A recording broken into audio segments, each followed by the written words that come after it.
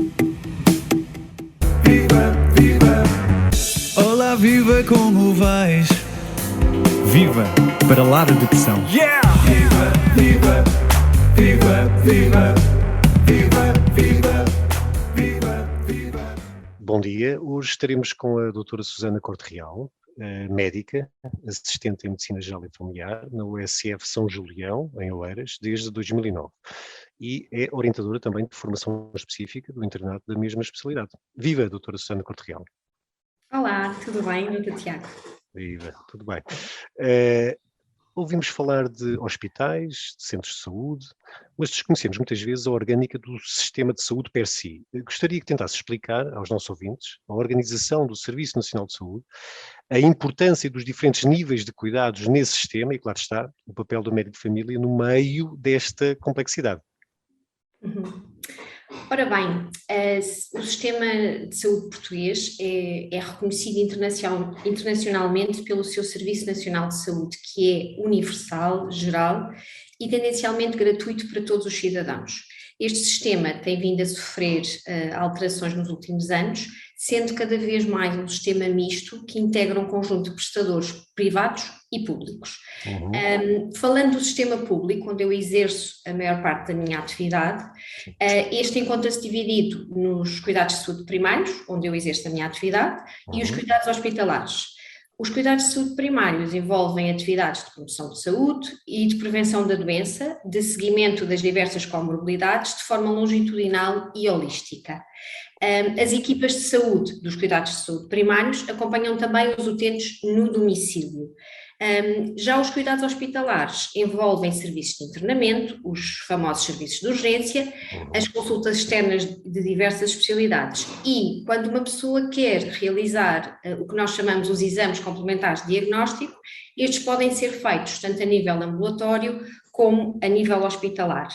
Para além do que eu já referi, muitas pessoas podem não saber que nós também temos, para além dos centros de saúde, dos hospitais, temos uma rede nacional de cuidados continuados integrados, que oferece uma resposta aos doentes que necessitam de reabilitação ou acompanhamento médico para recuperar a médio e a longo prazo, e este acompanhamento não necessita de ser feito no hospital e também não pode ser feito em casa.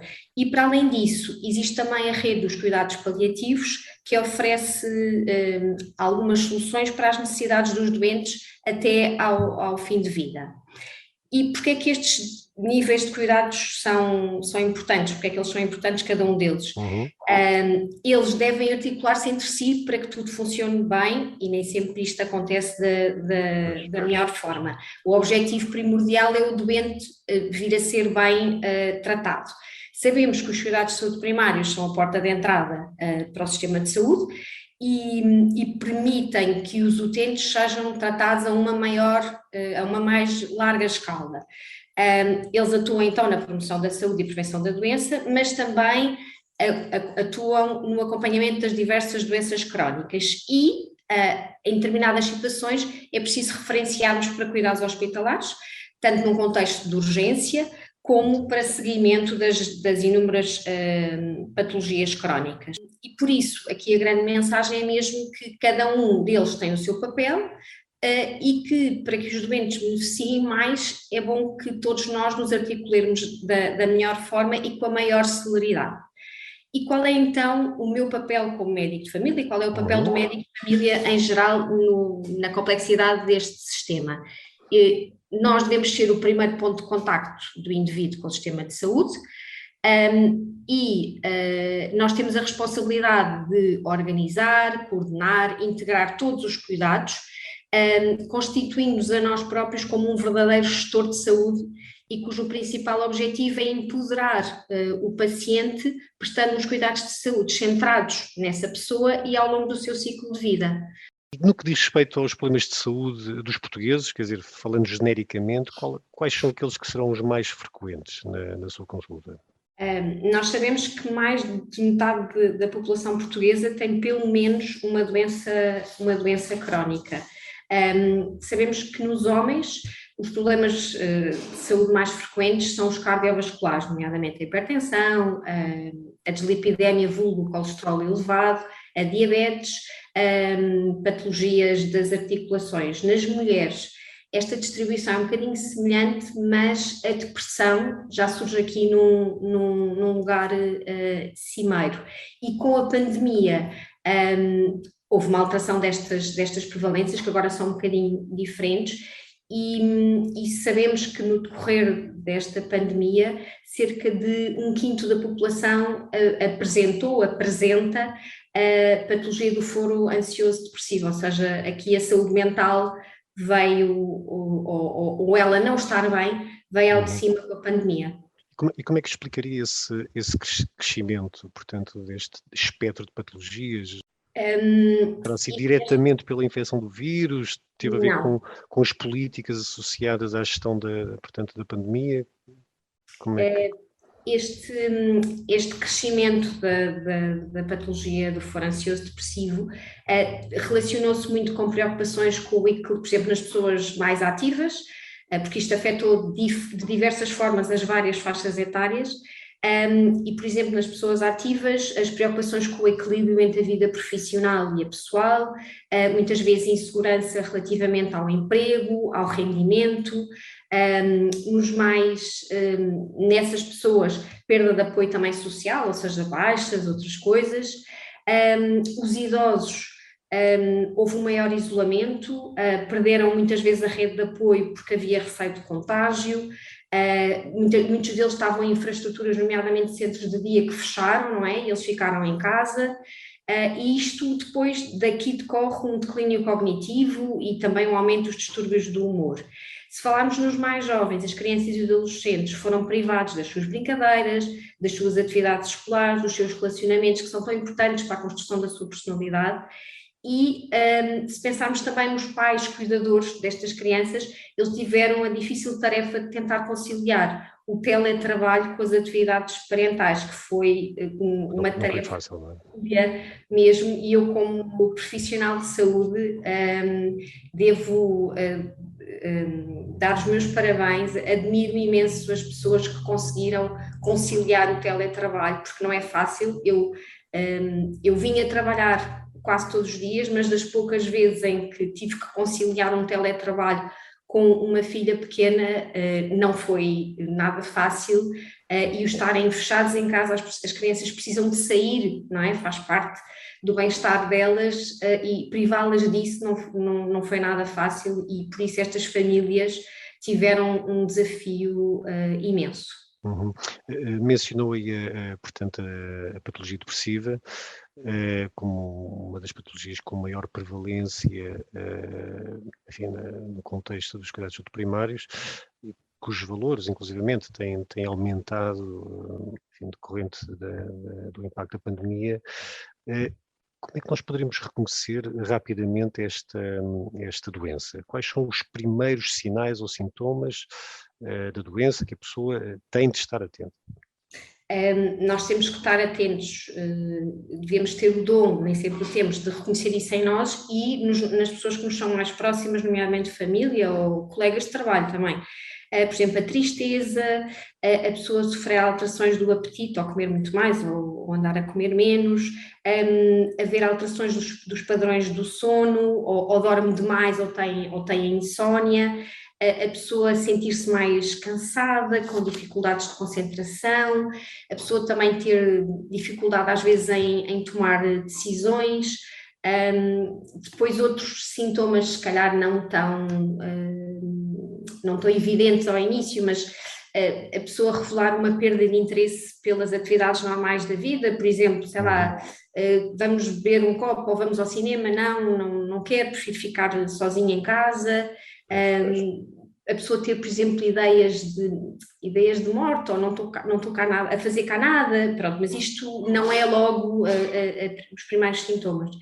E muitas vezes as pessoas acham que não valem nada, que andar aqui ou não andar é mais ou menos, e pronto. E se nós, quando as vemos na consulta, muitas delas têm um aspecto às vezes de menos cuidado, não é? Estamos habituados a ver aquela pessoa arranjada e não vem tão arranjada, mas muitas vezes, e esses nem sempre é fácil de perceber, temos alguns doentes que de repente começam a aparecer na consulta várias vezes, que não era normal, e muitas vezes com queixas físicas inespecíficas, e não se consegue perceber muito bem porque é que a pessoa tem tantas queixas, não é? E às vezes é preciso perguntarmos o que é que ele pensa sobre isso, o que ele ou ela, e levarmos também a fazê-la refletir sobre o facto de nos procurar tantas vezes, quando antigamente isso não era comum. Claro. Mais uma vez aqui a importância de uma relação médico-doente muito próxima, não é? Para Sim. podermos compreender e detectar alterações do padrão comportamental. Padrão. Sim. Isso portanto, muito importante. A partir de que momento é que considera ser necessário procurar ajuda? Portanto, um doente que começa a revelar estes sintomas iniciais da depressão, a partir de que momento é que, enfim, deve tomar a decisão, de facto, de recorrer a um médico? Eu acho que todos estes sintomas é importante procurar, ou seja, a tristeza é uma coisa normal, decorrente de várias coisas que nos aconteçam na vida, mas quando estes sintomas afetam a nossa qualidade de vida, quando têm impacto relevante na nossa vida e quando causam sofrimento para nós ou para as pessoas que nos rodeiam, isso é mandatório procurar ajuda médica, isso é primordial mesmo.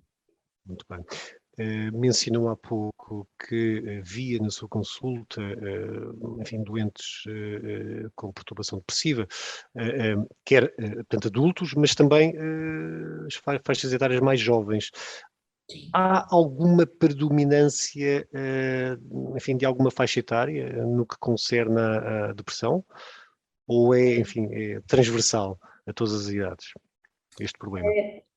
A depressão afeta crianças, adultos e idosos, porque existem determinadas circunstâncias da vida, por exemplo, a pobreza, o desemprego, alguns acontecimentos de vida, doenças físicas, ou mesmo durante a pandemia, que leva a muitas destas coisas. Mas para mim, na minha realidade, eu acho que a depressão é mais prevalente no idoso, devido ao seu isolamento social, muitas vezes uma escassez de apoio familiar, por exemplo, a viuvez também constitui um fator de risco para desenvolvimento de depressão, e também o próprio envelhecimento, ou seja, vamos assistindo a uma incapacidade da locomoção, a uma diminuição da visão, a uma perda de memória, algumas patologias físicas que também não estão tão bem controladas, e a própria idade leva a que existam perturbações do sono.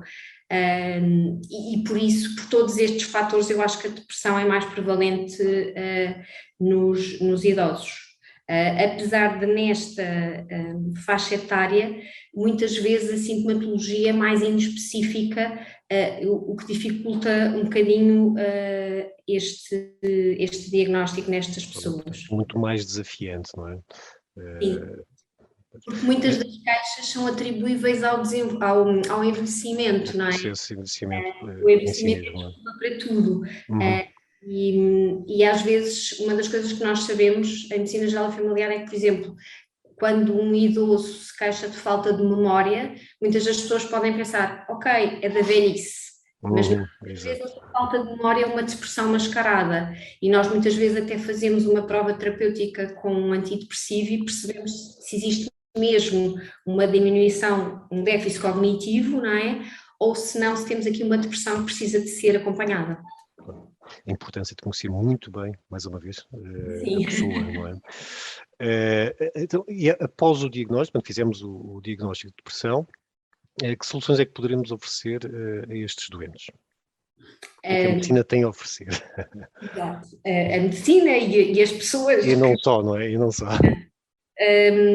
Estas pessoas, ao longo das suas diversas faixas etárias, podem ser tratadas com antidepressivos, tal como eu disse, são medicamentos que procuram melhorar estes sintomas de depressão, e também, não é, porque nós não estamos só, eu digo muitas vezes, quando nós damos um antidepressivo, estamos aqui a tratar um bocadinho estas feridas, mas para um tratamento mais duradouro, e muitas vezes digo isto a pessoas mais jovens, a psicoterapia também é muito importante para nos dar ferramentas para depois, ao longo da nossa vida, perante determinadas circunstâncias, sabermos atuar e reagir de determinada forma, para que essas circunstâncias não tenham tanto impacto no nosso humor.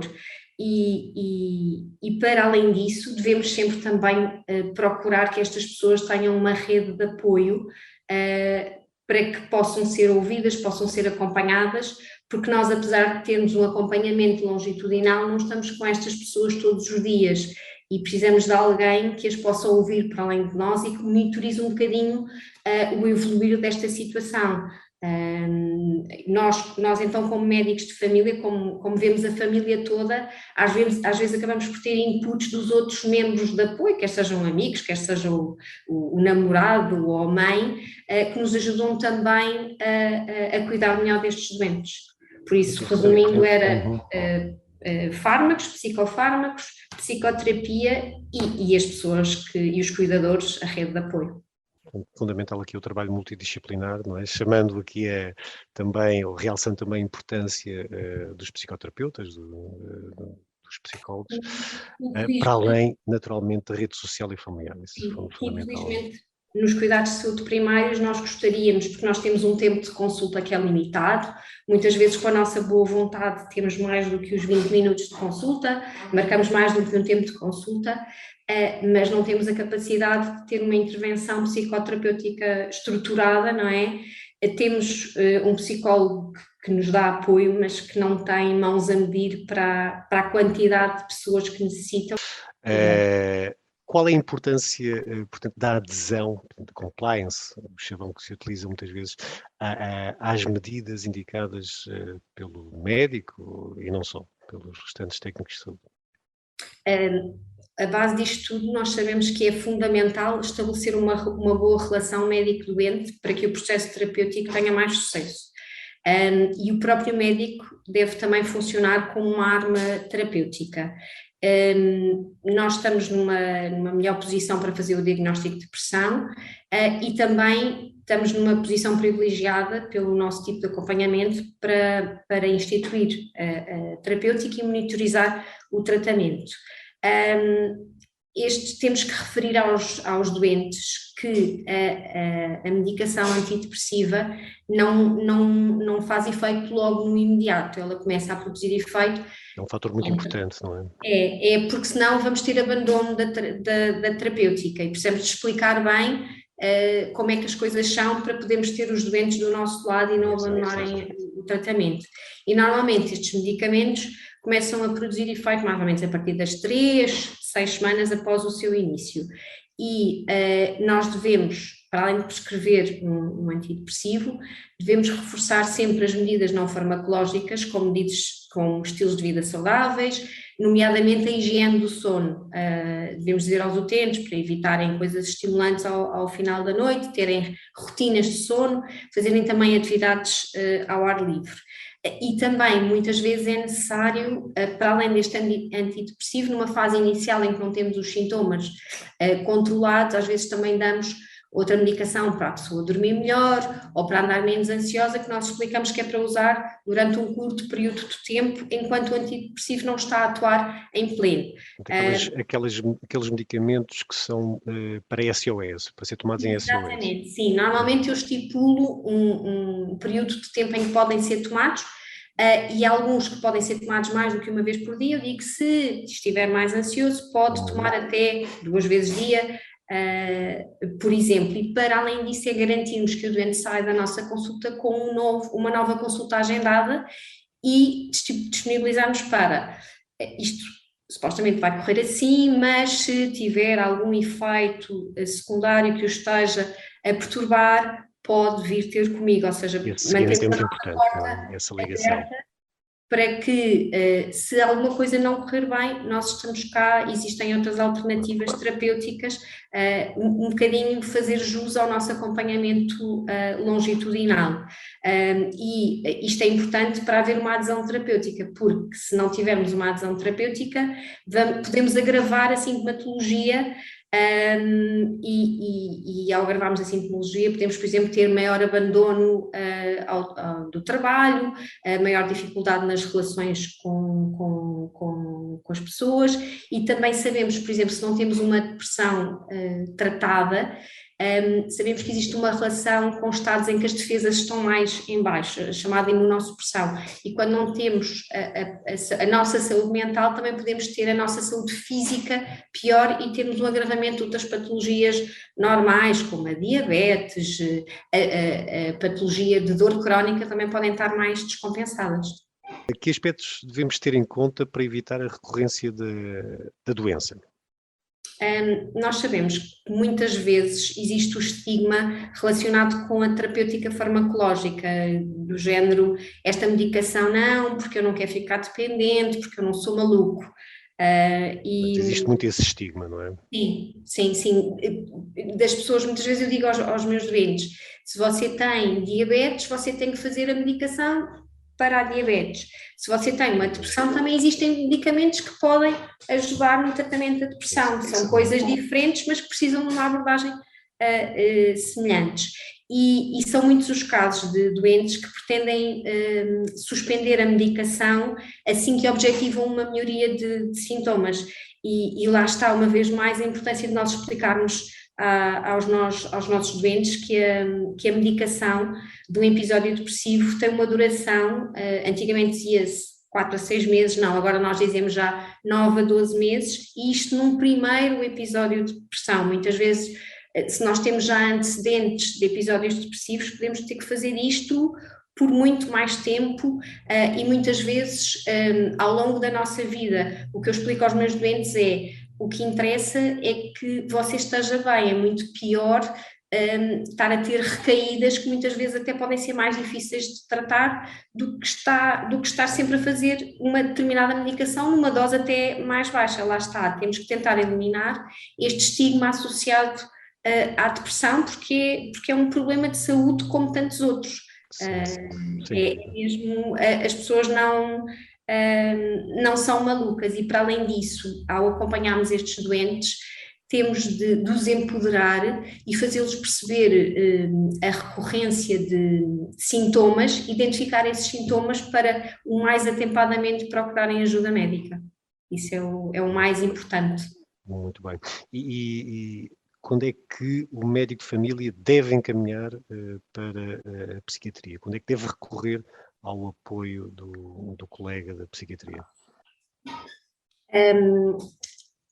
Nós devemos referenciar para a psiquiatria mandatório se a pessoa tiver a chamada ideação suicida, se nós apurarmos que existe algum plano para tentar terminar com a sua vida. Portanto, uma fase da doença, digamos, mais avançada. Exatamente. Há muitos, eu tive agora uma situação recente, especialmente nos homens, que passam mais ao ato. Eu tive um doente meu que surgiu na consulta depois da ida ao serviço de urgência por uma tentativa de suicídio, ou seja, começámos por aí, lá está, porque ele não procurou ajuda atempadamente, porque muitas vezes os homens não querem manifestar, não querem dar a conhecer estes sintomas e acham que são capazes de resolver tudo. Depois, naquelas pessoas que têm, por exemplo, alucinações, começam a ouvir coisas, não quer dizer que tenham, por exemplo, uma esquizofrenia, mas em estados de depressão mais intensos pode haver estas alterações que nós muitas vezes chamamos de psicoses. Depois, se temos uma pessoa que, por exemplo, tem, e muitas vezes isto acontece, haver dependências de álcool associadas, não é, ou de outras substâncias, também temos que partilhar aqui o seguimento destes doentes. Se tivermos também perturbações do comportamento alimentar, depois que surjam, e na pandemia surgiu muito nos adolescentes, observei alguns na minha consulta, também têm indicação para acompanhamento, e também quando nós medicamos com antidepressivos e não existe a resposta terapêutica à medicação que nós consideramos de primeira linha, quando começa a ser necessário associar mais medicação que está um bocadinho fora do nosso alcance, temos que partilhar essa responsabilidade com os colegas da psiquiatria. Tocou aí num ponto que eu não poderei deixar de mencionar, pela relevância da questão, que tem a ver com o facto destas doenças, da depressão em particular, também afetar de igual forma o sexo masculino. Porque muitas vezes se cria a falsa, enfim, ideia de que os homens não choram, não é? Exatamente. Sim, Que não é real, que não é real. Os homens também choram. Os homens Sim, também choram. mas muitas vezes as manifestações são diferentes e a facilidade com que procuram ajuda também não é a mesma, tem mais dificuldade em falar das suas emoções e de assumirem que também precisam de ajuda no foro da saúde mental. E o facto de ser médica de família e conhecer os meus doentes, muitas vezes também consigo avaliar isso, não só no sexo feminino, mas também no sexo masculino. Exatamente. Bem, fomos falando das doenças que impactam a saúde mental e, nomeadamente, da depressão, da doença já instalada, mas antes de concluirmos a nossa conversa, de que forma é que poderemos prevenir a depressão? Eu dividia aqui isto também nas várias faixas etárias. Se nós falarmos de crianças e adolescentes, nós devemos começar no início e devemos investir em formação no meio escolar que reforce as capacidades cognitivas, deles saberem resolver problemas e também as suas competências sociais. Nos adultos, idealmente, nós devíamos pensar em que os adultos tivessem formação em gestão de stress, conflitos no local de trabalho, devíamos também, em todas as faixas etárias, promover o exercício físico, devíamos também aumentar a chamada literacia em saúde mental, a pessoa reconhecer os sintomas e dessa forma também prevenirmos doença, e no idoso devíamos promover programas de envelhecimento ativo, ou seja, pôr os idosos a mexerem-se, haver uma estimulação cognitiva, evitarmos o isolamento dos idosos. Uma coisa que também é muito importante é dormirmos da melhor forma, termos uma boa higiene do sono, temos também uma alimentação saudável e temos uma rede de apoio, não é? Termos bons colegas de trabalho, nem sempre conseguimos controlar isso, temos uma boa rede de amigos, temos algum apoio familiar e no século em que estamos tão avançado em termos de tecnologias e que sabemos que as redes sociais são cada vez mais presentes no nosso dia-a-dia, estas também devem desempenhar um papel importante quando pretendemos disseminar uma mensagem e neste sentido as redes sociais que são tão utilizadas por todas as faixas etárias seriam muito importantes através do envolvimento de vários elementos do sistema, nomeadamente os políticos, os média, as escolas, os profissionais de saúde, as comunidades, de forma a promoverem o empoderamento dos indivíduos, o sentido de pertença, a autoconfiança e disseminarmos não só os sinais de alerta, mas também as ideias boas, não é?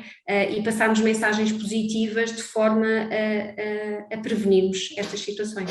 Muito bem, doutora Susana Couto Real, muito obrigado pela sua participação, pela partilha do seu conhecimento, das suas ideias, da sua visão sobre o Serviço Nacional de Saúde, sobre as doenças, nomeadamente do foro mental e da depressão em particular.